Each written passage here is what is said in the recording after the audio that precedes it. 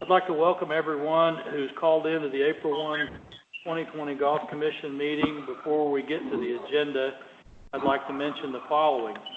If at any time today during the meeting the teleconference system fails and we're disconnected, we will attempt to reconnect within 15 minutes. If we're unable to reconnect the meeting will be adjourned and will reconvene at the next scheduled meeting at 11 o'clock a.m. on May 6, 2020 by teleconference. For citizens who called into the meeting, we ask that you remain muted until item 6, which is items from citizens. To request to speak, please dial 405-437-5967. Thank you. To the commissioners, the directors of golf, city staff, prior to any discussion during today's meeting, please state your name before speaking. We'll need this to assist with the meeting minutes. And for commissioners only, during any vote, it will be a roll call vote. You must state your name and then state your vote. So turning to the agenda, item 3, approval of item 2, approval of the meeting summary of the March 4, 2020 meeting. Andy Coates, move approval. Mike Cassidy. Any discussion?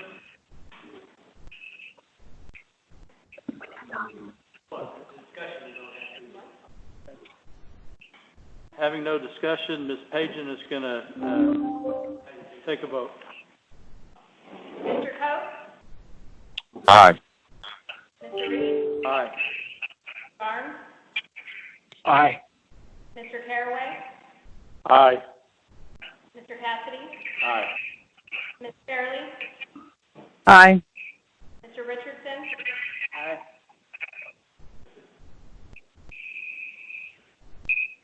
The motion passes. Turning to item 3, discussion action on golf course closures. Item A, debt surcharge. Mr. Simpson? Did we skip over item 3? Item 3 is received financial. I'm sorry. Oh, I'm sorry. I made my own list. So, we received our financial statements. So turning to item 4, discussion action on golf course closures. Start with item A, debt surcharge. Mr. Simpson? Thanks, Mr. Chairman.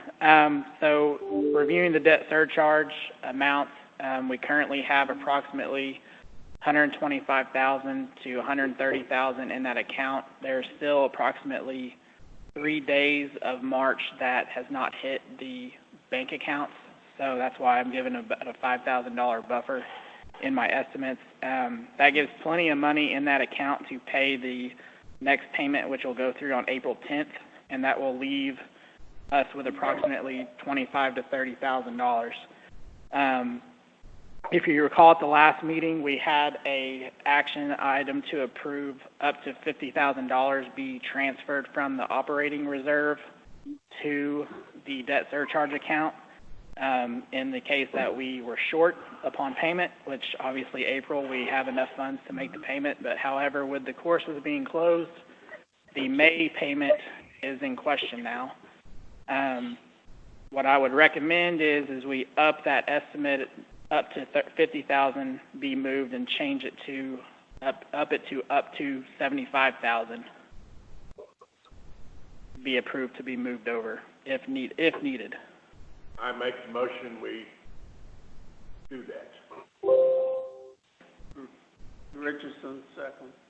Mike Cassidy made the motion. Is there any discussion on raising the debt surcharge amount from $50,000 to $75,000 if needed?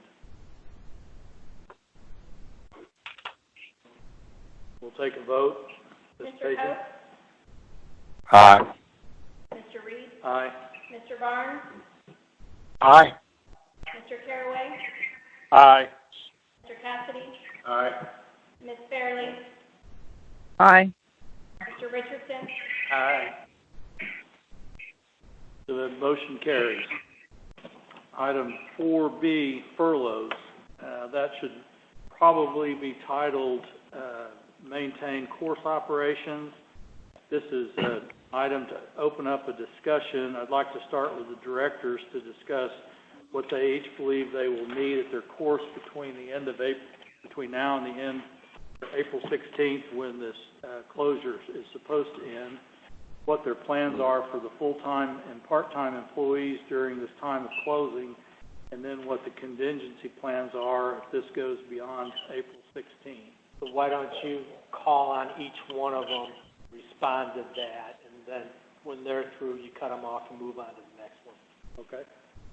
Why don't you start with Dan or Alfie or somebody that's out, not here. Okay. Close it out. Mr. Langford, would you start, please?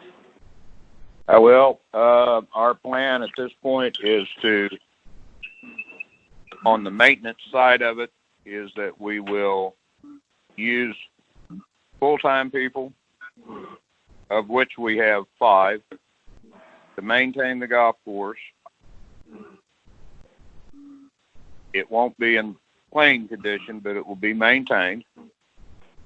And we will use limited part-time to get through aeration that we are currently in the process of. At the clubhouse, we have 2 full-time people that will maintain the clubhouse and provide security. I'm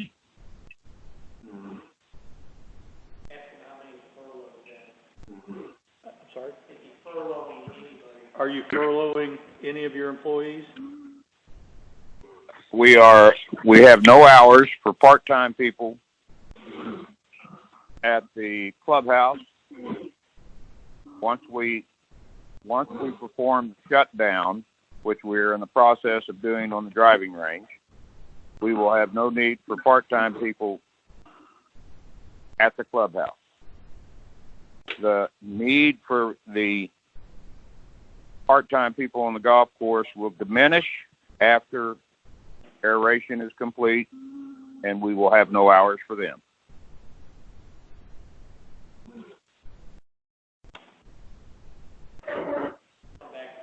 Okay. Mr. Hayden? Yes, we have been operating with 2 full-time people in the clubhouse, and we have been operating a restaurant to go with 2 people operating during the day. The to go will probably have to be discontinued. We're going to test it another couple of days because there's not enough business to support it. So I'll keep you posted on that. On the course, we are aerifying today. Changed all the schedules so that we had no one scheduled on weekends, and after we finish the aerifying, the crew will be cut back to the full-time people, and hopefully we won't have to go too long that way because we'll lose some good people if we do. The reason for 2 people in the golf shop, as Mr. Langford mentioned, is to provide security and to have an eye on the property. We have no fencing, and so we have to keep an eye on what's going on. Anyway, that's what's going on at Lake Hefner. How many employees do you have working on the golf course? Well, this morning I have 12 total, counting the superintendent. Okay, that's the crew we've been operating with lately. So that will have to change after we finish the aerification. Are those 12 full-time employees? No.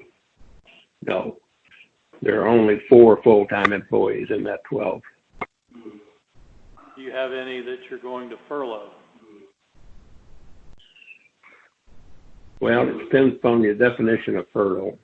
I don't have any that I would not like to have on the crew when we when we come back up, but we can't afford to continue paying over the downtime. Doug Cupper, Parks and Rec Director, for the record. As it relates to furloughs, both part-time and full-time, if we consider furloughs, it's better for the employees because then they can go and apply for unemployment immediately. And with the federal documents that have been passed by the President and the Congress, even part-timers can get maximum wages off of the unemployment. Same with our full-time people. So as the commissioners deliberate and listen to the golf director's suggestions, I just wanted to make sure you understood that in the best interest of the employees, we don't want to just cut their hours and hope that they'll come back when we can play golf again. We want to try to make sure that we sustain them so we don't have to process them again. We also want to give them the opportunity to go get unemployment compensation through the system. So I just wanted to have that point of reference for the commissioners to consider as we get through the suggested staffing plans by the golf directors. That option for furloughing both part-timers and full-timers not only benefits our bottom line, your bottom line, but it also could benefit the employees because they can get unemployment compensation. Other than that, I'd be ready to further discuss that after we get through the rest of the program. This is Dan Langford. I want to thank Doug for that information. We haven't been provided that. I know it's every day is a moving target, but when we say we have no hours, I think I'm referring that those people would be furloughed, and that I do have one full-time person in the golf shop that will be furloughed, and as we go along, every person that, as the money dictates to us, we will furlough that person. So the other question that if I could ask, and then I will listen to the answers, is that if we furlough a full-time employee, the question then goes to medical benefits. Where do we stand there? And I'll listen to the answers. Thank you. Okay, we'll get, with your permission, Mr. Chairman, we'll get through all of the golf directors' thoughts as it relates to how they're going to operate their courses, and as we get into further dialogue. Mr. Alford? Thank you, Mr. Chairman. Can everybody hear me okay? Yes. Yep. Brandon Alford Yes. for the record. I've got two scenarios here that I've prepared for the commission. I'll start with the first, which is a plan through 4/16 of 20, and that's when we're supposed to be basically reopening on the 17th. My plan for that period of time is to keep all staff and part-time employed at regularly scheduled hours. Reasoning for that is, if we are to reopen the golf course on April 17th, customers will be expecting golf course conditions to remain at acceptable levels. If we were to furlough any full-time or part-time people at Trosper or Stewart golf course, we would not have the necessary staff to maintain that course at a acceptable playing condition. That's my first scenario. Second scenario, let's say that courses closure date is extended through the entire month of April. We operate with such limited staffs at both Trosper and Stewart, we could probably maintain a full-time and a part-time employee with limited hours to part-time employees. However, listening to Mr. Cupper's statement earlier, that the fact that it would be in the employee's interest to furlough those part-time employees, in that scenario, I think it would obviously help the employee more than us maintaining them at a regularly scheduled hourly plan. So that's kind of what I've got for the commission right now, and I'd be happy to answer any questions. think we'll hold off on the questions for now. And Mr. Carson. Thank you, Mr. Chairman. Here at Lincoln, I have furloughed 6 people that were in a part-time status. I have maintained 5 full-time people in the clubhouse area. That's 3 assistant pros, my head pro, Aaron, and my bookkeeper, Matt. Troy is still full-time, but obviously he's a shared employee by all of us, and we certainly need IT expertise available. On the golf course, I have 5 full-time employees, and that is what I have on staff now. I don't have any part-timers working. There's a couple of them that we may need to bring back in to do some work on the greens, and I've talked to my superintendent about that, and that would be only if this is a 2-week shutdown. We want to bring them back shortly before we reopen. In the restaurant, I have 2 working. Those are both on full-time. We furloughed everybody else, included the first number that I gave you. And we are trying to operate as a carry-out only type business. Revenue from that business the last couple of days does not look like it really justifies us keeping it open. So here in the next 2 or 3 days, I just have a question. If they get furloughed, how do they get insurance? People. How do they get insurance? Can we still provide it for them? Yeah. That's what that. Somebody's having a discussion that they need to mute their phone, please. Okay, very good. Thank you. Okay. If this closure lasts past April 17th, I'll be looking at additional furlough furloughs for full-time people. In looking back, history tells us that this month, the last 3 years, we have averaged revenue, $50,000 gross revenue, just at Lincoln for the month of April. That's almost 1/10 of our annual revenue at the golf course. And should we not be able to make that type of revenue, it will seriously impact long-term what we're doing here at Lincoln Park. So should this shutdown last, I would be looking at additional furloughs. Even though our staff is very short already, we're going to have to save money everywhere we can. Any discussion or questions from commissioners? Leanne Fairley, I have a question. I heard some of our on-course workers are full-time. Most of them are 4 or 5 full-time, and the rest are part-time. Steve doesn't have any part-timers right now, but like at Hefner, where we have a new superintendent, new people, I would think it would be good for that person not to furlough any part-timers. So if he needs to hire some people that he wants to hire, that would be great. I don't know if I totally understand why we would. I mean, I guess if we really want that part-time person to work, we would furlough them if they're on course. But I don't know. I feel like that's kind of a weird. I'm just asking if that's common that we would have furlough the part-time on-course workers.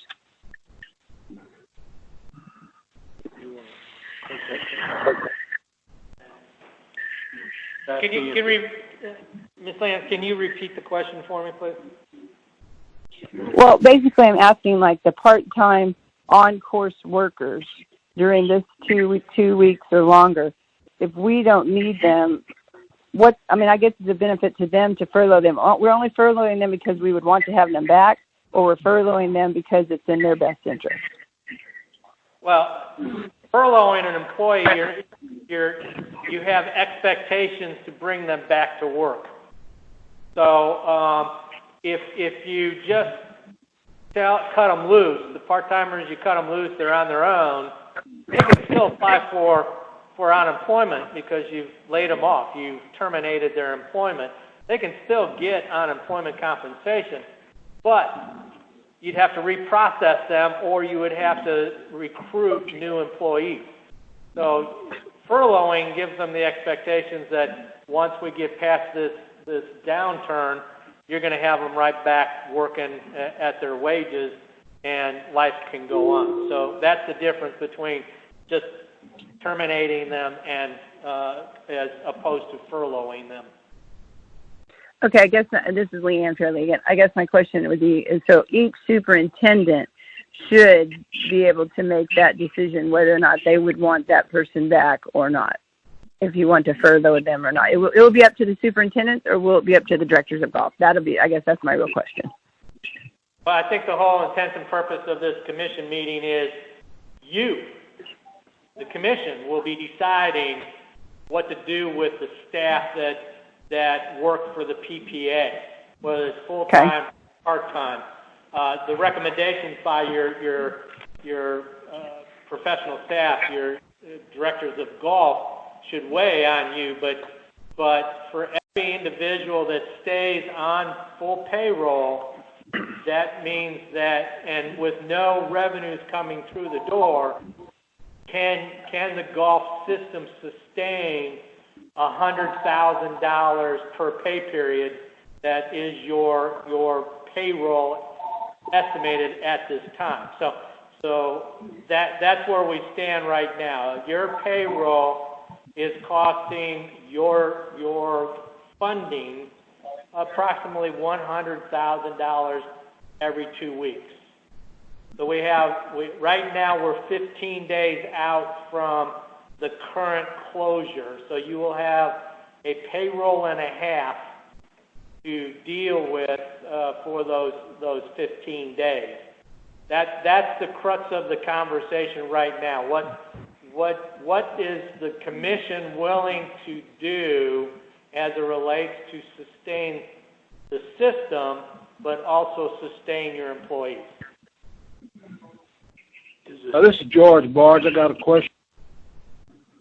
Yes. Is there a time limit to the furlough? No, it would be until we need them to come back to work. Right, but how long, is there a limit as to how long the furlough can last? In other words, can it last indefinitely? Yes. Okay, thanks. Until the unemployment compensation, however the federal government worded that stipulation in the current new laws as it relates to unemployment compensation. But yeah, it could run till the end of May. It could run. Yeah. Right now, I think the document said till December 1st, if I remember correctly. Thank you. This may be a stupid question. Mr. Reed has a question. Is it possible to take a vote and set furloughs for beginning April 17th and after, or would we need to? Not to cut you off, it can be structured whichever way the commission thinks they need to make it work without reconvening. You kind of have to make short-term plans and long-term plans as I see it, because right now the short-term is, do we sustain it, everything status quo, and as the directors are suggesting, I'm paraphrasing for everybody, but as the directors are suggesting, keep it okay until the 16th, but you got to have a plan if we go beyond the 16th with closures. Is my opinion and recommendation. In your opinion, it would be better to start furloughs immediately, or?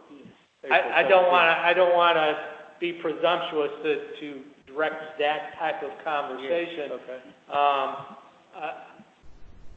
The facts are, we got at least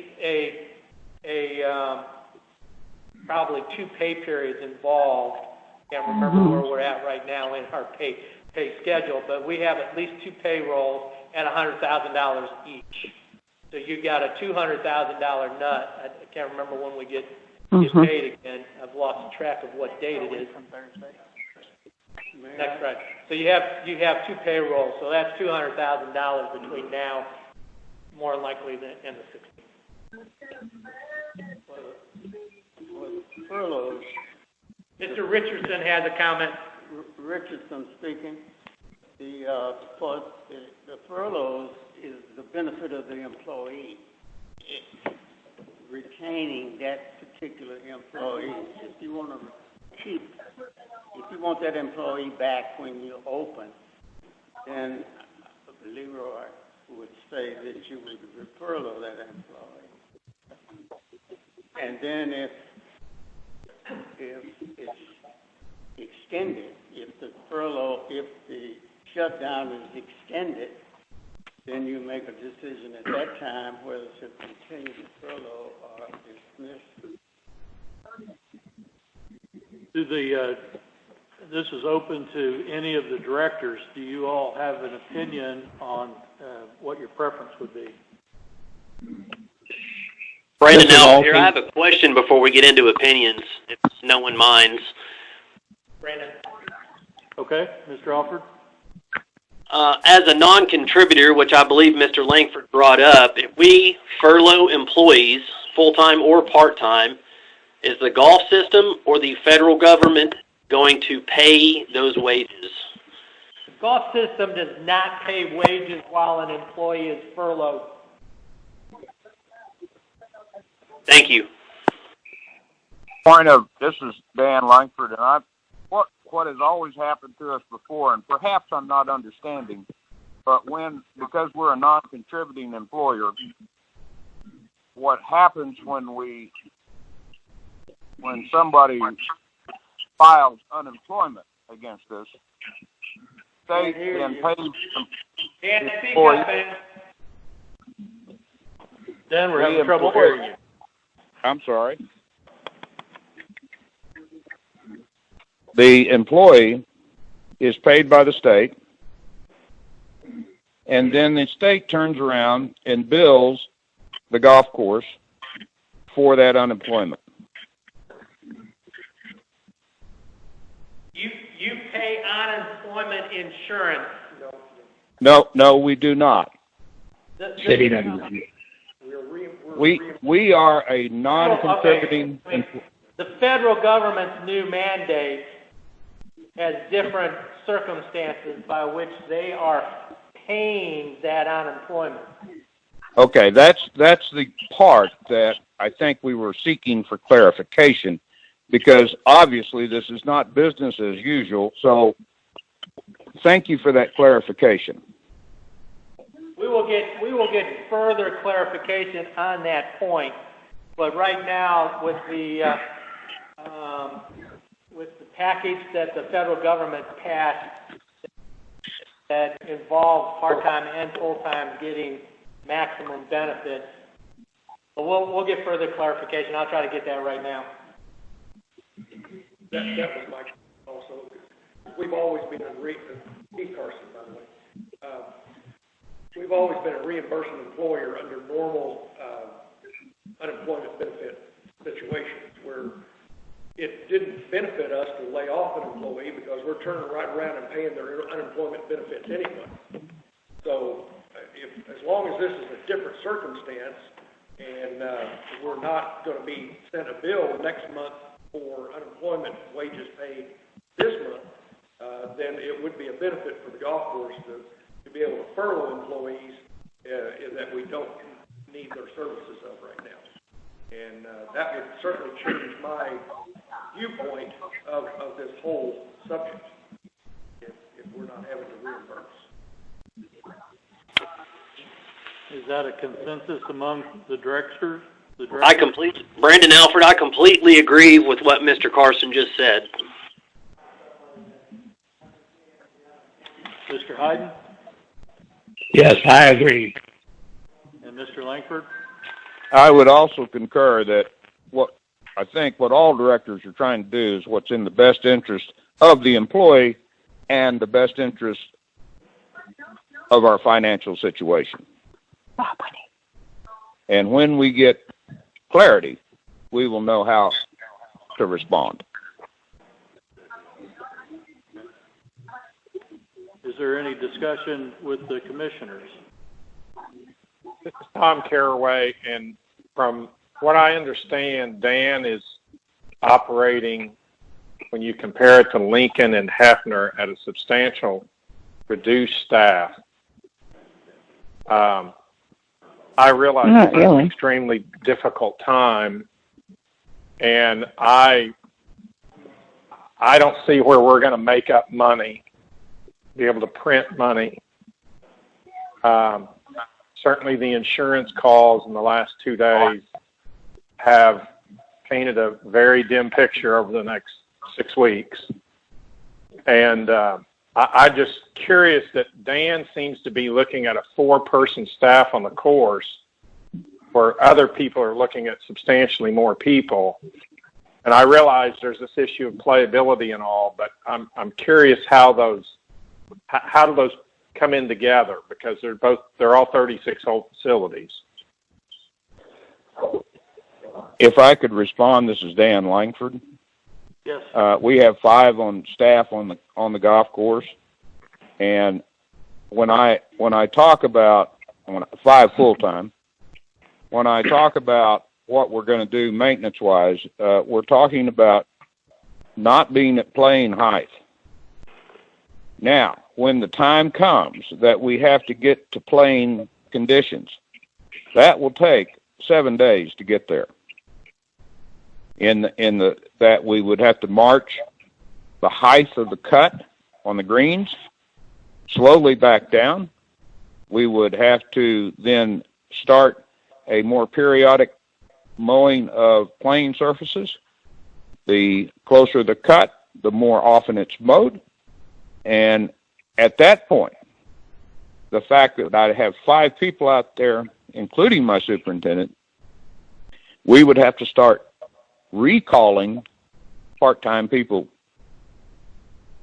to maintain that golf course and get it ready for playing.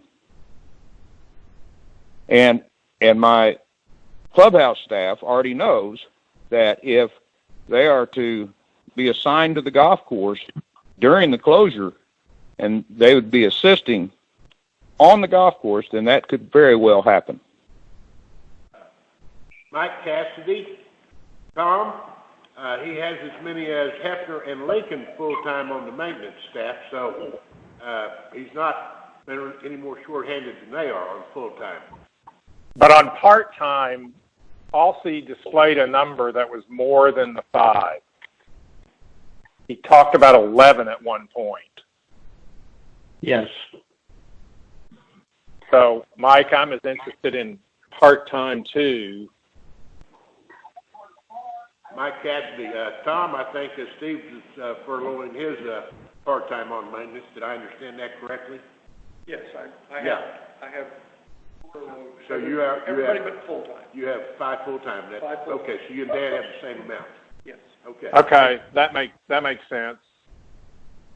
This is Dan Langford again. Oh. Go ahead, Leanne. No, go ahead, Dan. Well, I would tell you that, this is Dan Langford again, that each director does exactly what the word says. We direct the funds, the operation, the personnel towards what we feel like is best for the facility. I do it differently than the other 3, and I'm sure that each one has a nuance to them that is different from mine. I'm not saying one is better than the other, because they certainly all achieve the same product, but it is a different approach by each director.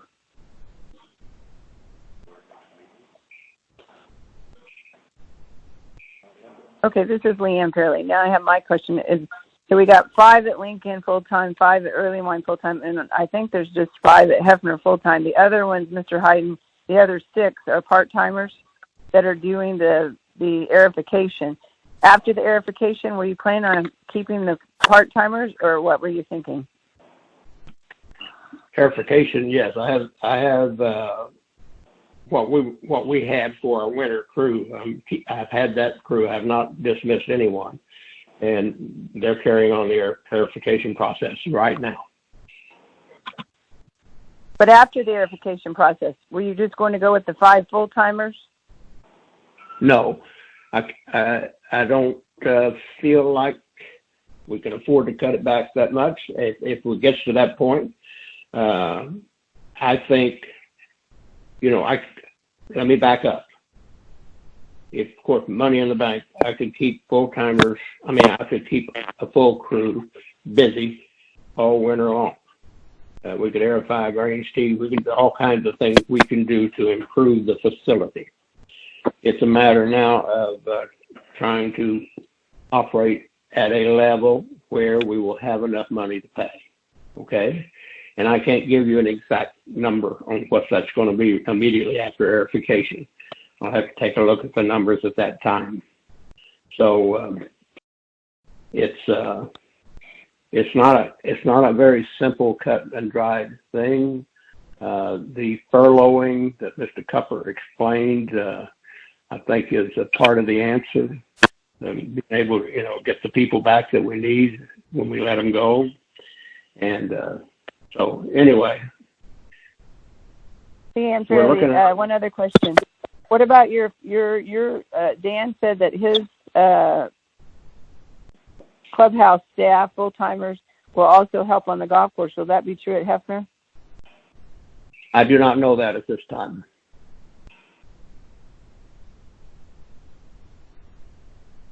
Anything else from commissioners? I've got a question. This is George Barnes. Is 4/17 a realistic date to be talking about now? Should we consider right now maybe a May 1st date instead? Because I can't see this problem that we currently have even coming close to ending by 4/17. I agree. George, Mike Cassidy. I figure I'm just going to go ahead and make the motion that we have the pros to furlough as needed through May 6th. Is that our next meeting? Through May 6th. I'm making that motion. Well, that gives them a month, that gives them to the next meeting. Hey, Leanne Fairley, I have one more question before we do a motion or whatever. Are any of our on-course workers over 65? Because I feel that it's really important that we try to protect those workers and make sure that they aren't really working. They are furloughed, whether we're going to furlough them or not. Because I feel like, from my husband's perspective as a physician, those people really don't. I get that they're working outside and stuff, but there's just things that could, they're much more susceptible to this virus than anyone else. So that was just a thought, that if we had some over 65 workers on the course, that we furloughed them and did not really allow them to work during this time. But that's just a thought. Mike Cassidy. Leanne, we have 3 directors are over 65, so that could be that could be a problem. No, I'm talking about on-course, Mike. I'm talking about on-course workers. But if you're working there, you're working there. I figure they're all employees to a degree. So that was just my opinion. And I guess I'm a little sensitive about it since I'm 75, and I'm here at the meeting. This is Andy Coates. I second Commissioner Cassidy's motion. Just so we're clear, and I'm probably going to make this muddier than it should be, it's my understanding the motion is that we have the option of furloughing employees now until May the 6th, and we can address it again on May 6th if we need to extend it beyond that time. So if that's everybody's understanding, is there any more discussion before we take a vote? Just for further clarification, you're not requiring any of the directors to furlough employees. But if they are furloughed, then they are furloughed until they are needed to come back, or at least till May 6th. Is that what? Mike Cassidy, I believe my motion was to have the pros furlough as needed. Okay. I believe the word was, Andy Coates, I believe it was of the directors, and I think that's appropriate. Discretion's a better word, Andy. All right, with no further discussion. Who made the second? Andy Coates. Andy Coates did, yeah. Okay. Mr. Coates? Aye. Mr. Reed? Aye. Mr. Barnes? Aye. Mr. Caraway? Aye. Mr. Cassidy? Aye. Mr. Fairley, or Ms. Fairley, sorry. Aye. Mr. Richardson? Aye. The motion carries. Moving on to item 4C, trespassing while closed. Mr. Simpson or Mr. Cupper, would you like to start that? But it's really it's one of those activities to keep the employees employed. Obviously, if you keep them on the payroll and you have them patrolling the golf courses from sun up to sundown. Now, obviously, the maintenance guys will be here for a lot of that sun up time, but you've got other hours beyond their working hours.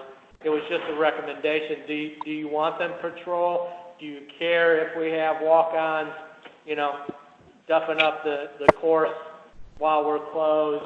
Again, it probably goes back to the director's point of view, but that was a suggested opportunity to keep, if nothing else, the indoor staff employed, or some of the part-timers to be out there on carts to make sure people aren't penetrating the golf course.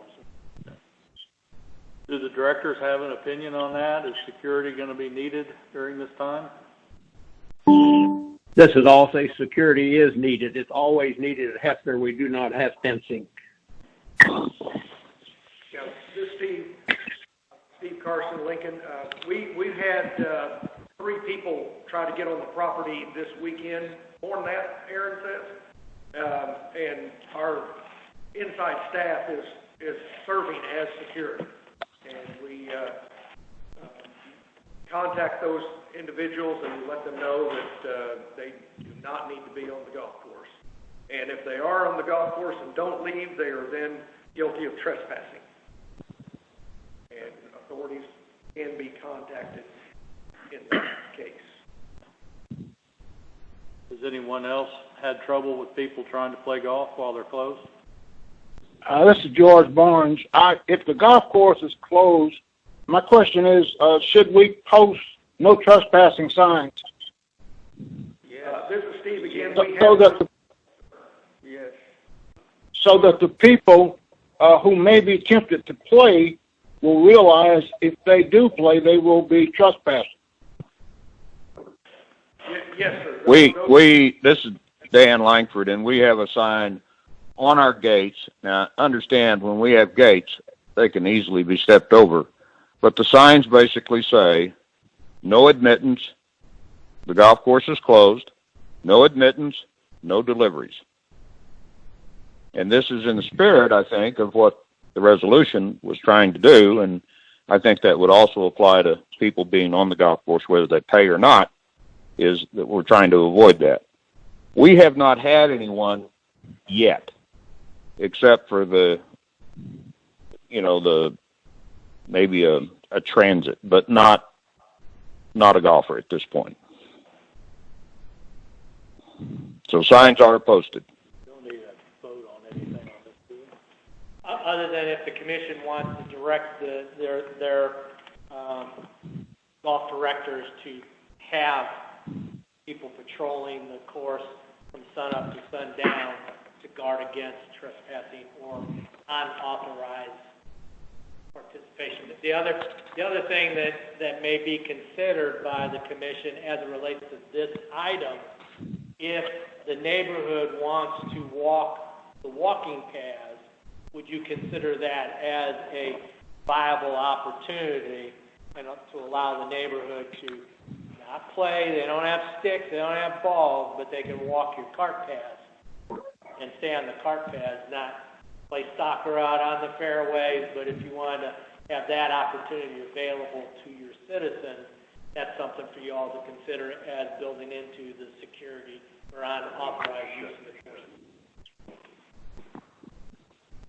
Mike Cassidy, that's a good point Doug made, but if we're going to have no trespassing, then I say it's no trespassing all the way around. So nobody needs to be on them when they're closed, while we're closed.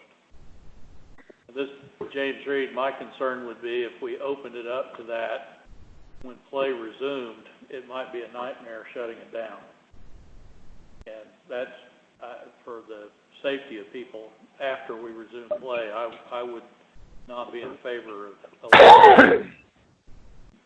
Do the directors have an opinion on whether or not they need their courses patrolled? This is Steve Carson. I definitely have to have security here, and that is what we're doing, basically, daylight to dark, with our 3 assistant pros. One of them is on duty all the time to monitor the golf course. And are you using your employees to do that? Yes, that's our full-time employees. That is now one of their duties. Okay. Mr. Hyde, Mr. Langford, Mr. Alford, any opinion? This is Alfie. We have to have it patrolled all daylight hours, whether we have this situation or not, because of no fencing. But so it really doesn't change what we're doing very much. Mr. Langford?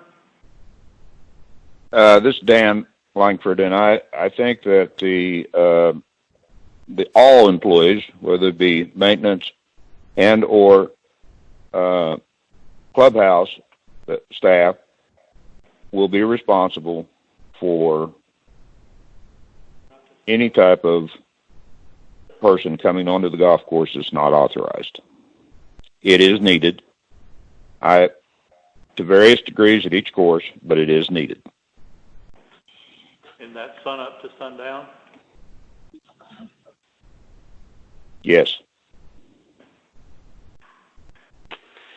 Chairman Reed, Brandon Alford here. We definitely are going to need security sun up to sundown at Trosper and James E. Stewart. That's what staff inside and outside have been directed to do. Okay. Any thoughts from commissioners? I agree. Leroy speaking, Richardson speaking.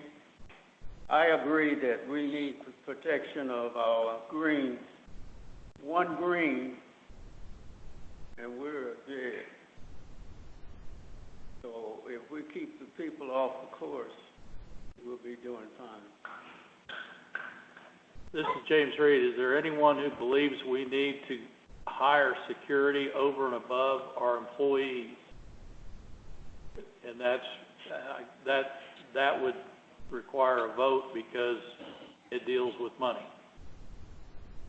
Do we need to be... This is Dan Langford, and I would rather spend my money on my employees patrolling as opposed to someone else. This is Alfie. I agree. Directing them to do that. I'll make a motion then that the commission is directing the directors to use their employees to patrol and secure the golf courses from sunup to sundown as best as the employees can. Mike Cassidy, I second. Any discussion? We'll take a vote. Mr. Coe? Aye. Mr. Reed? Aye. Mr. Barnes? Aye. Mr. Caraway? Aye. Mr. Cassidy? Aye. Ms. Fairley? Aye. Aye. The motion carries. Moving on to item 4D, restaurant operation. Mr. Simpson? So this is Sean Simpson, Special I believe we've already kind of heard from Steve and Aussie on their restaurant operations. Dan and Brandon, do you want to speak on what you're doing at your courses? This is Dan Langford. Our restaurant does not have the clientele that would even go to have a test of carry out if I don't have golfers. So I have shut the restaurant at early wine.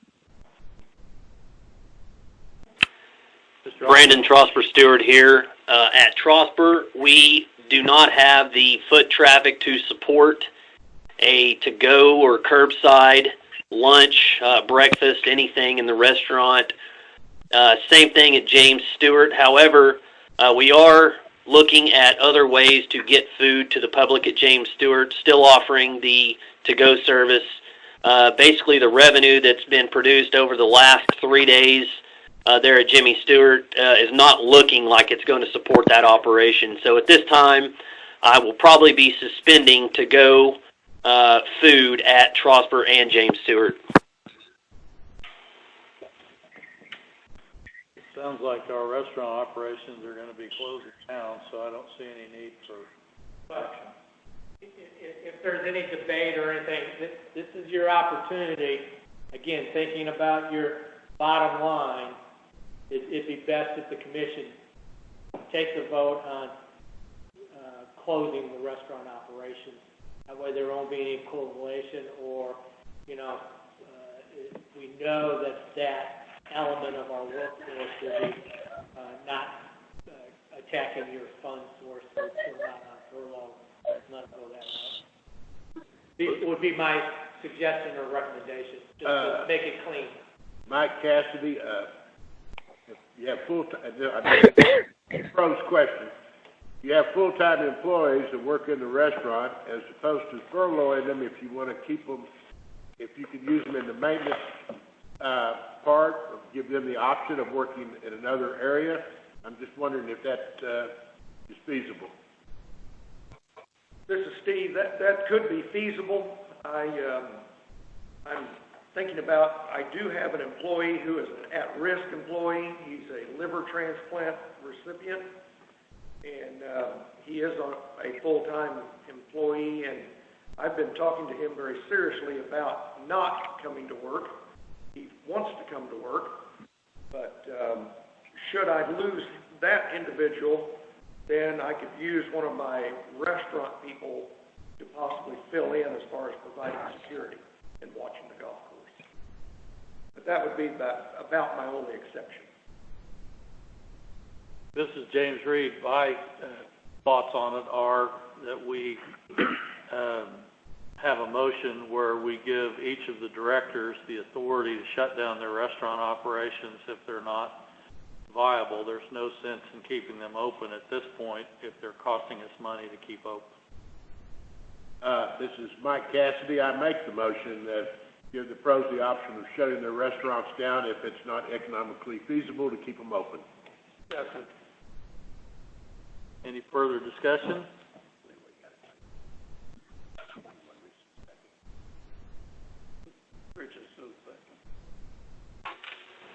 No further discussion? Leanne Fairley, just one thing. I totally agree with y'all 100%.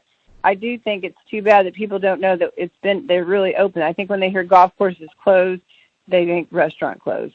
It's too bad because we have such great restaurants. On for a vote. Mr. Coates? Aye. Mr. Reed? Aye. Mr. Barnes? Aye. Mr. Caraway? Aye. Mr. Cassidy? Aye. Ms. Fairley? Aye. Mr. Richardson? Aye. The motion carries. Moving on to item 4E, message to staff. Do any of the directors have a message for their staff? This is Alsey. Just a quick summary. For the month compared to last year, we were up 162 rounds, believe it or not. And we also, that's including a drop of 160 schools. So the last month was a pretty good producer. Of course, this month, next month may not be, but we're doing all right there. I think, you know, it would be great if we had money in the account to maintain and improve the golf courses during this time. That would be great. But, well, we don't for the whole system. I think the furloughing will help, especially, you know, if the Cupper feels like it is, and he'll be letting us know more in the next day or two, I'm sure. But I think that will help if people feel like they're going to have a job at some time in the future, and in the meantime, they're on unemployment. So we will get through this. We'd like to get through it with golf courses maintained and in top condition when they come back to play. If we can't, we can't. But anyway,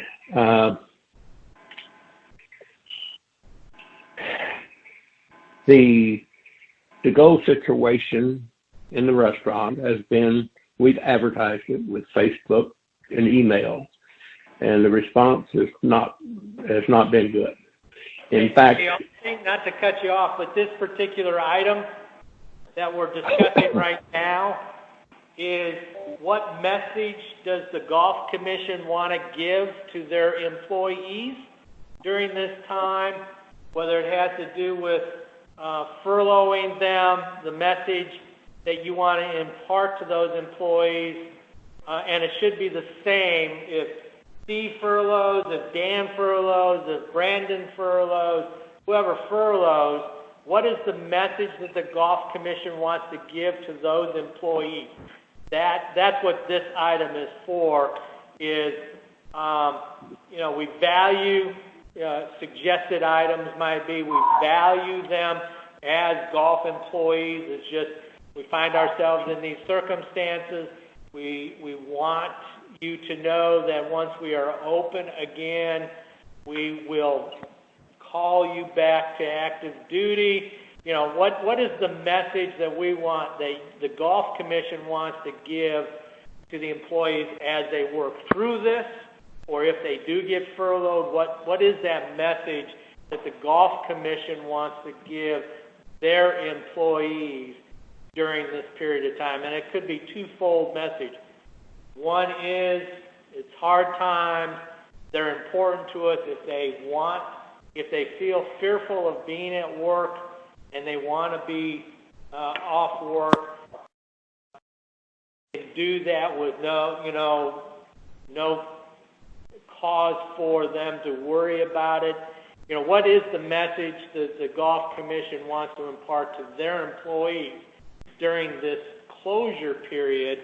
And what is the message, if we do furlough, we want those employees to have? I think that's what this item is for the commission to try to think through that scenario of what your employees should be hearing from the Golf Commission. Mike Cassidy, I'm curious, evidently Steve and Dan and everybody has furloughed some people already. What was the message you gave them? Yes, Steve Carson, Lincoln Park. Our message to them was that they are very valuable employees, and through no fault of their own, we find ourselves in this situation, and that as soon as the situation calls for the golf courses to reopen, we will certainly be looking for them to return to regular employment. Mike Cassidy, I think that is a very good statement to make to the employees. I don't see any way to improve on it. That's my opinion. Well, my second line is also to tell them immediately to apply for unemployment. Yeah, right. Right. That's the next step, is get on the computer and take it, so that you don't have any loss of wages. No gap in there. And will that message come from the directors or from the golf commission? Doesn't matter.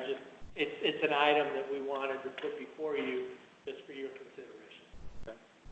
May I suggest, this is Dan Langford, may I suggest that we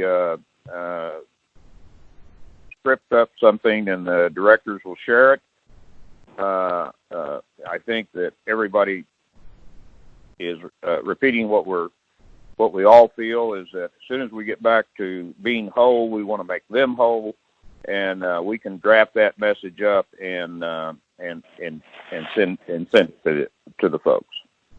If the commission is comfortable with the way the directors are having it, you can move on to the next. Mike Cassidy, I'm comfortable with the way they're handling it. Richardson. Okay. And I'm comfortable. I think it would be best, this is James Reed, I think it would be best coming from the directors because that would be face-to-face, one-on-one, and it would be personal. And I think they're handling it appropriately. And so my suggestion is we move to the next item. Any other comments? All right, moving on to item 4F, any other items regarding continuation of golf course operations? I know there's a couple of items that people want to discuss. First, Mr. Carson, I think you wanted to discuss sick leave. Yes, Mr. Chairman, we do have some items that have come down from not only the city, but also because of the Emergency Family and Medical Leave Expansion Act from the federal government that actually takes place effective today, April 1st. It says that all departments of the city will act in response to the Emergency Leave Act, where a employee would receive paid sick time or sick leave benefits separate and above any existing provided sick leave benefits that they're currently entitled to for the city. And this act is a mandate from the federal government, and we will certainly be expected to abide by this during this period of time. If I might, Mr. Chairman, the problem that we have is you don't have medical leave, your employees don't accrue sick leave or vacation. Yeah, our full-times do. Do they? Yes, Okay. full-times do. Then we're okay there Yep. as it relates to moving forward. They get vacation time Yes, too? full-timers get vacation time. Okay. Yes. So then we can move forward with that one. We can adhere to that policy. And I believe all of the directors have received that policy. Am I correct, directors? Did everybody get a copy of the COVID-19 Emergency Paid Sick Leave Act by email? This is Dan Langford. I received it, and it is posted on our bulletin board, but there's nobody there. So, except for the people that are being pulled in now, which are our full-time people, which I think is who it. It's very specific in what it covers, and that is up there, and we of course will follow that exactly. The question that I had earlier, I'm going to ask at the end once everybody's responded about whether they've received it. Mr. Alford, have you received it? Yeah, Brandon Alford, Tross Pursuer Golf Courses, yes, received and posted, and I'm reading over it currently, and I do have some questions, and I'll wait until the end as well. And Mr. Hyden, have you received it? Yes, received it. All right, Mr. Langford, you said you had a question? Well, the question goes to Furlough, and I heard the comment by Steve that if we have someone who feels like they really are not comfortable, then and they're full time and they ask to be furloughed, we furlough them. My question went back to originally earlier was what happens to medical insurance at that point. And I'm sure that'll be very important to the man that Steve's talking with also. Dan Brummett Legal, they'll get unemployment compensation and insurance. We'll continue to provide them insurance as long as they're full-time people. Thank you, Dan. Mm-hmm.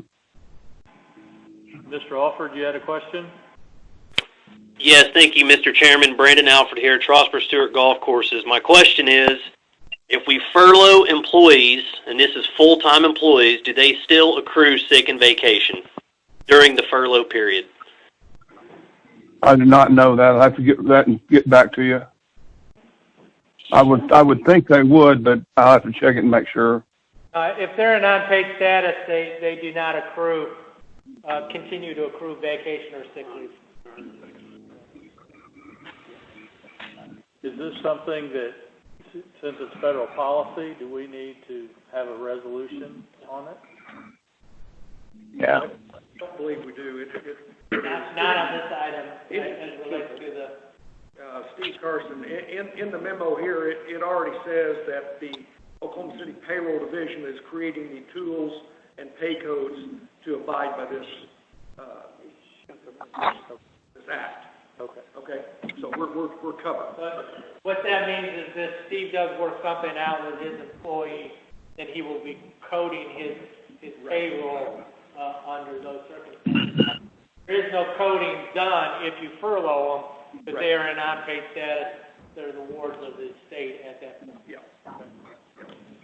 The second item that I was aware of, there was some discussion before the meeting about Tour of the City and the frequent player and possibly extending those while we're closed.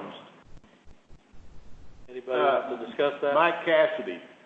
I'm very concerned about the revenue flow, and we don't know if we will actually really be open on the 17th. I don't know how long this could actually go.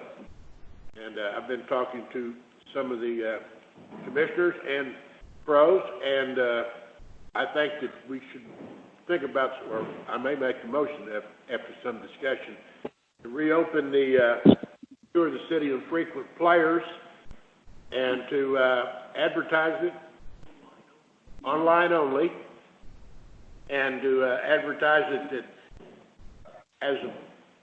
it would be good 7 days a week, all day long, as opposed to after 1 on Saturday and Sunday. It might stimulate some play. I know it's a 20% discount on one and 25 on the other, but I just don't know how long we should, if everybody agrees, if we should run it through May, because I'll be honest, this thing hadn't peaked yet, this virus, so I'm not sure we're going to be reopened April 17th. And I would like to, if we ran this through May, hopefully everybody still has books left that they could use. We could stimulate play, and at least we would have some money coming in during that time. That's my opinion, and I'd like to hear some of the other commissioners' thoughts on it. When you say through May, do you mean through May 31st? Yes, sir. Okay. Because At the end of May. the end of May. My suggestion would be as long as the courses are closed. Well, if it's closed for 2 weeks, Mike Cassidy, if it was closed for 2 weeks, well, we could do that online. That for the next, till the course opens. Yes. We'll have them on sale. I'm confused. You're saying until the course opens. Is that what you just said? Yeah, that's what James said. Okay. I thought that it's used when they play. I thought you get funds when they play. Oh, wait a minute. I'm missing the whole boat. What you're trying to do is get prepaid. There you go. Yes, exactly. And I could see offering that. I'm missing the boat. I could see offering that while the courses are closed, but once they open, then that would change. Yeah. But wouldn't that cause a problem? People coming to the, can they buy them online? That's online only is what Steve was saying. They can buy them online? Steve Carson, Mr. Richardson, the logistics of that would be that we'd sell them online only, and we could hold them at a course for them to pick up after we open, or we could mail them to them. Either way, we could give them that option. With you. But that would give us an opportunity to make a little revenue now. I agree. I missed the boat. To clarify what Mr. Cassidy said, the senior fees would still be good only during senior time. They wouldn't be 7 days a week. But the regular fees right now have a restriction on them to not be used before noon on Saturday and Sunday or holidays. And what Mr. Cassidy is proposing is that we remove that restriction so that they could be used at any time that the regular fee, for a regular fee player. Until, use the term until make a difference. Now, the other thing... Until the course opens, as James said. Yes. Mike Cassidy, until the course opens. Until, again, you're selling the card, it's good. We will sell the cards, Leroy. We will sell them until they're good. We will sell them until the course reopens. Okay. But they're good. Okay. But they'll be good the rest of the year. Oh, the rest of the year? Yeah, the rest of the golf season. Yeah, the only thing, and people are going to say, that Mike Cassidy again, well, what about the people who bought them? Well, I think we grandfather it and let the people who have already bought regular fee players, not seniors, regular fee players, use them on the weekend. There'll be no way to tell apart. Yeah, okay. Any others? Questions? This is Dan Langford, and I have a question if I'm allowed. So are you saying that the regular fee would then be good at any time, 7 days a week, except on holidays? Are you saying 7 days a week? The second question would be, the recommending body to the council, this would have to go to council first, is that correct? Does it have to go to council, or can we just extend what we've done? Doug? Let's just assume that we can go ahead and do it. We'll just get it out of council as a retro. Yeah. We're extending payment. Yep. Steve Carson, the chairman of the golf commission, could declare an emergency for the golf courses and probably get it done right away. It can be done right away. Yeah, this is Sean. This is Sean Simpson, trust specialist. I believe we can approve it today through the commission, and then we'll just write the item on the next available EPA meeting to ratify the actions of the chairman of the office to approve it. Something that I have another clarification, if I can. This is Dan Langford. Wait a minute, Dan. Okay. Go ahead. The clarification is that this would be on what we are selling and have sold for this year. Is there going to be an issue with next year? And the next question I would suggest that in lieu of the 7 days, that we extend the expiration date for this year only into March 31st of next year, in lieu of doing the 7 days a week thing. So what we end up with is, because we're taking perhaps a month out of a very prime playing time, that we could add that month, actually add 3 months back to it to entice them to buy again. But that's only for this year. Leanne Fairley, quick question or comment. I thought the whole purpose of this is to infuse cash now. I don't think we can worry about how, I think extending it to March 31st will affect us next year. That's just my opinion. And I know a lot of people, they would rather be able to go, and I don't think March 31st is way too long. I thought we were trying to do this so we get cash now, and if we're not going to be out a ton of rounds on Saturday morning at 10 o'clock. I think that's our fear. I don't think that's going to happen because we have to also get the word out. We have to tell people we're selling these books again, and then there's a new thing. I don't know. I just don't. I hope we're not overreacting and pushing it to March 31st. I don't know. I said, I'm sorry. For clarification, whatever we sold in the past and whatever we would sell during this period of time, those would be good through March 31st of next year. Mike Cassidy, my motion will be December 31st, this year only. I will worry about next year after we get past this. Okay. I was just simply giving that benefit to the person that bought it that is not being able to fly. This is Mike Cassidy. It's going to be good all day long, Saturday and Sunday, so he's getting a bonus there. So I think it's just an incentive, and I am right now making the motion that we reopen the Tour of the City and Frequent Player and make it good for regular fee players, 7 days a week, all day long. The seniors will still be under the same restrictions that they don't mention things. Sold online only, and it will only go till the December 31st, 2020.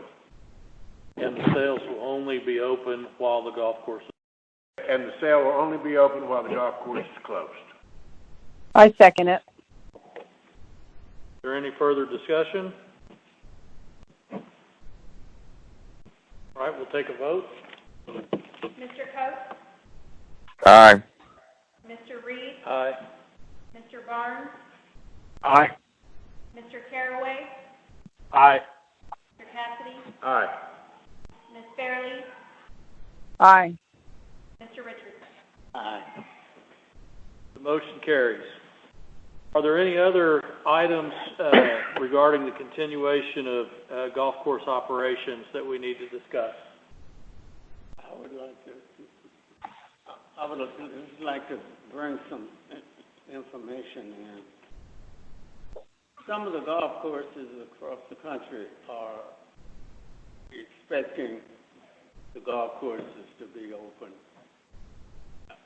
To be closed for a while. And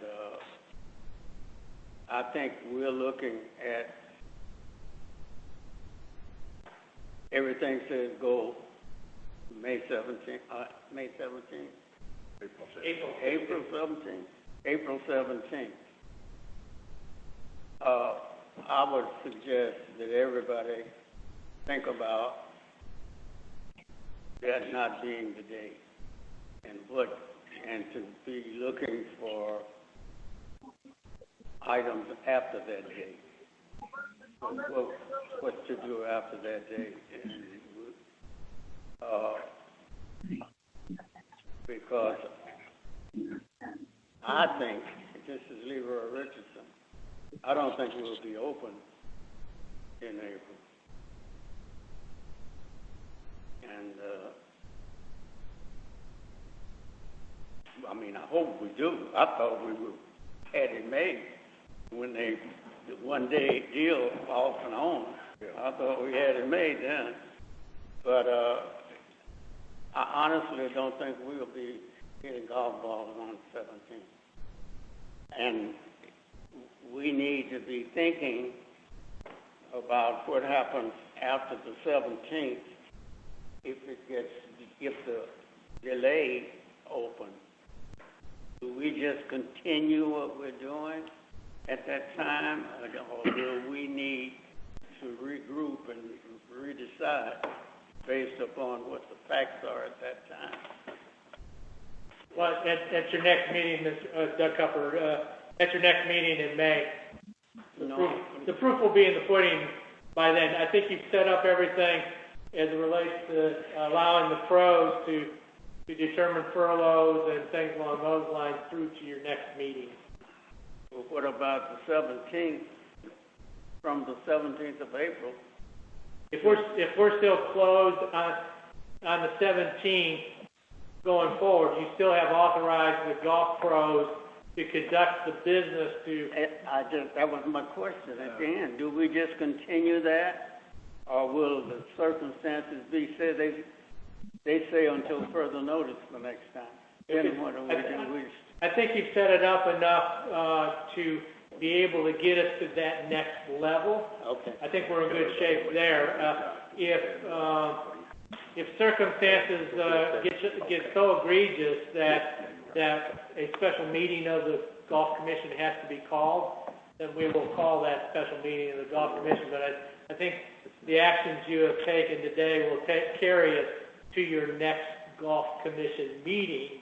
And if more draconian situations have to be invoked, then we will do it at that time. Fine. I just wanted to bring it. No, it's a good, very valid point. To your attention. All right, moving on to item 5, items from commissioners. Mr. Cassidy? Mike Cassidy, I'm going to read some numbers here so everybody knows how much money the whole system actually has. In our golf system reserve, operating reserve, we have $285,000. In the equipment fund, total of $680,000. Marketing fund, we have $180,000. So, if it does, God willing it doesn't, but I'm with Leroy. I don't feel too secure in us opening the 17th either. But we do have some funds we can, if things get really, really tough, we do have funds that we can use. And hopefully, and I'm going to ask this on record, this money that the government is going to be dispensing, we have 4 directors of golf that are small businessmen that I'm wondering if they can't get some of that money, and I'm wondering about each golf course is more or less a business, and I'm wondering if we'll be able to draw on any of that money at the golf courses. Doug Cupper is shaking his head, and I'm not going to agree with him right now. The city also is putting out some money for just to make. So, do we get any of that? Gotta apply. Okay. So we do have some options. The golf pro, Doug Cupper, Steve, Dan, Halsey, and Brandon would have to apply for that $5.5 million small business. But I would not envision them turning around and giving any of that into the golf system. That's to sustain their income that they are not going to be getting. But no, they as small businessmen can apply for that $5.5 million. My Cassidy, I was referring that if they collected any money, they'd give it to the golf system. Because they all, well, yeah, if they want to, you know. Anyway, I just thought people might like to know how much money we do have, and anytime. Might read off their balances in their own funds while you got it there. Don't you have the golf course? Right now, at this point, Early Wine has $173,449. Lincoln Park, $168,333. Trosper, $119,942. James Stewart, $44,864. Lake Hefner, $238,280. So we can get by for a while. Thank you, Mr. Chairman. And if any of you have any questions about any of this, my finance committee or any of the other members, feel free to call me on my cell after the meeting. Thank you. Are there any other items from commissioners? This is Leanne Fairley, and I just wanted to give a way to go, attaboy, especially to, I talked to Steve Alsey and Brad Slaughter. I know Lincoln and Hefner did a great job during taking care of their people. I know their employees were worried, just the way they had the golf shop set up. And I know Brad worked really hard to keep the employees at Hefner safe. And I also think that, sometimes we forget that we were very proactive. At least I know we were at Hefner several weeks before all this really got started and went crazy, maintaining our golf carts in a sanitary measure. That was a lot of extra work for those employees who make very little per hour. And I just think we were very proactive on that, of having sanitary golf carts and going the extra mile. And on days when, lots and lots of people were playing, that's a lot more work for those people. And I just think we have a great group of employees at our courses, and I'm very proud of, like I said, I didn't have a chance to talk to Dan and Brandon. I'm sure they did a great job too, but I know at Lincoln and Hefner, they did an outstanding job keeping the public safe and trying to keep their employees safe, and I just think that's awesome. Well, I can speak for Trosper and Early Wine, and I would echo those sentiments. Any other items from commissioners? Moving on, any items from citizens? This is Alsey. If I might mention one thing of interest, this Sunday on our shutdown, we found it out, of course, the day before, midday, a little after. We had both courses booked solid for Sunday. The first time in many years that's been the case. Of course, we had some great weather expected, but it was a good sign to me that, if people can get out, they will get out. And so I think it's out there. I think we just need to keep giving them a good product and communicating with them. But I was absolutely amazed. I had brought in extra golf cars so that I could ride single and not have to turn anybody down. And we were ready for them, only it didn't happen.